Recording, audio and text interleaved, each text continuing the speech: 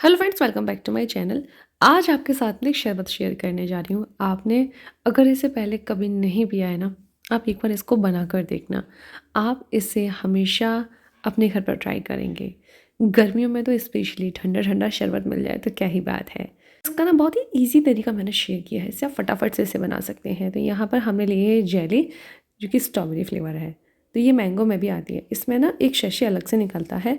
अब नॉर्मल चाय का कप लेना, उससे आपको 3 कप पानी लेना है। ये एक नॉर्मल कप 150 ml का होता है, तो हमने 3 कप लिया तो 450 ml हो गया। हमें लेना है 500 ml, तो मैंने अलग से थोड़ा सा पानी और लिया था लास्ट में 50 ml जितना। इस पानी को आपको ना अच्छे से उबाल लेना है।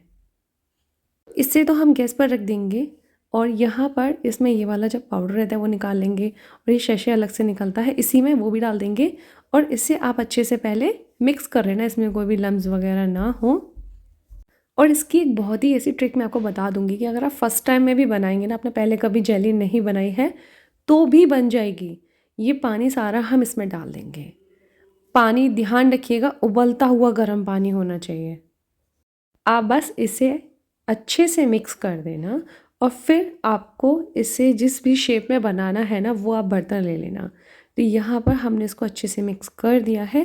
अब यहाँ पर मैं ना ये प्लेट लूँगी, तो हम इसे प्लेट में इस तरीके से सेट करेंगे और फिर आपको इसे 45 मिनट्स या फिर 50 मिनट्स के लिए ऐसे ही रख देना है। फ्रिज में नहीं रखना है, नॉर्मल ऐसे एक साइड में आप इसको रख देना।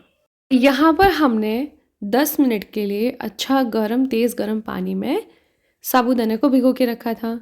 तो आप ले लेना 2 बड़ा चम्मच जितना या फिर आधा कप साबूदाना। इसका पानी हमने अलग कर दिया, देखिए अच्छे से फूल गया है और पहले से काफ़ी सॉफ्ट हो गया है। ये प्रोसेस से होता क्या है ना, टाइम बहुत बच जाता है। तो यहाँ पर ये हमने आधा लीटर से थोड़ा सा ज़्यादा दूध लिया है। आप चाहें तो इसमें थोड़ा सा पानी ऐड कर सकते हैं। शरबत रहता है ना, वो थोड़ा सा पतला रहता है, वरना साबूदाना है तो और एब्जॉर्ब कर लेगा उसको।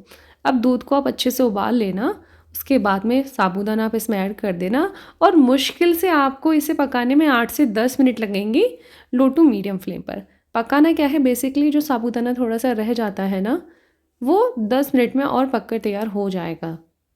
यदि आप साबूदाना को डायरेक्ट दूध में डालकर पकाओगे ना, तो क्या होगा ना, टाइम बहुत चला जाएगा। तो ये देखिए, ये हल्का हल्का सा वैसे आपको दिखने से पता चल जाएगा। ये हमने डाल दिया इसमें 1 कप चीनी। चीनी आप अपने टेस्ट के अकॉर्डिंग कर सकते हैं, बाद में भी इसको एडजस्ट कर सकते हैं, ऐसा ज़रूरी नहीं है।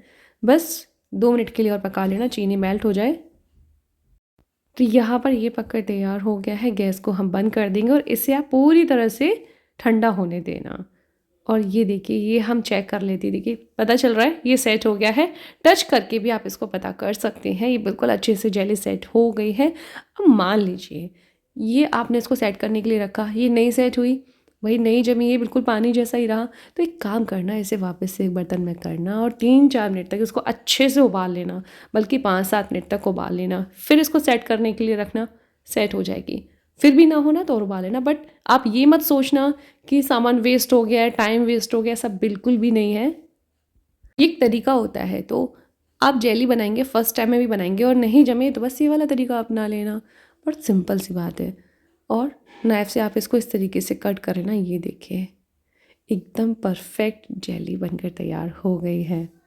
अब आप इसे ना काफ़ी तरीके से यूज़ कर सकते हो। अभी तो हम इसको शरबत में यूज़ करेंगे, बाकी आप इसे कस्टर्ड में भी यूज़ कर सकते हैं और इसे ना फ्रिज में रख देना, 1 हफ्ते तक आराम से यूज़ कर सकते हैं। ये भी ठंडा हो गया है, इसे हम इस बर्तन में निकाल लेते हैं और फिर हम इसमें ऐड करेंगे रूह अफ़ज़ा थोड़ा सा।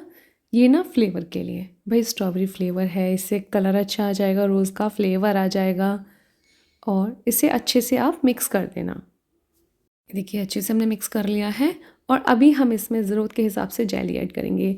और ये अभी आपको प्लेट में ऐसे दिख रही है ना, ऐसा बिल्कुल मत सोचना कि अच्छे से सेट नहीं हुई है, ये बाद में सॉफ्ट हो जाएगी। ये जैसे आप कट करोगे ना जितने पीसेस में, वैसे ही रहने वाली है।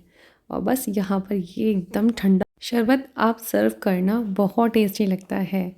गर्मियाँ आ रही हैं और इन दिनों आप कभी भी बना सकते हैं इसको। तो यदि आपको मेरी आज की शरबत की रेसिपी पसंद आई है तो लाइक कीजिए, फैमिली फ्रेंड्स के साथ में शेयर करना और कमेंट करके बताना मत भूलना आज की रेसिपी आपको कैसी लगी। Thank you.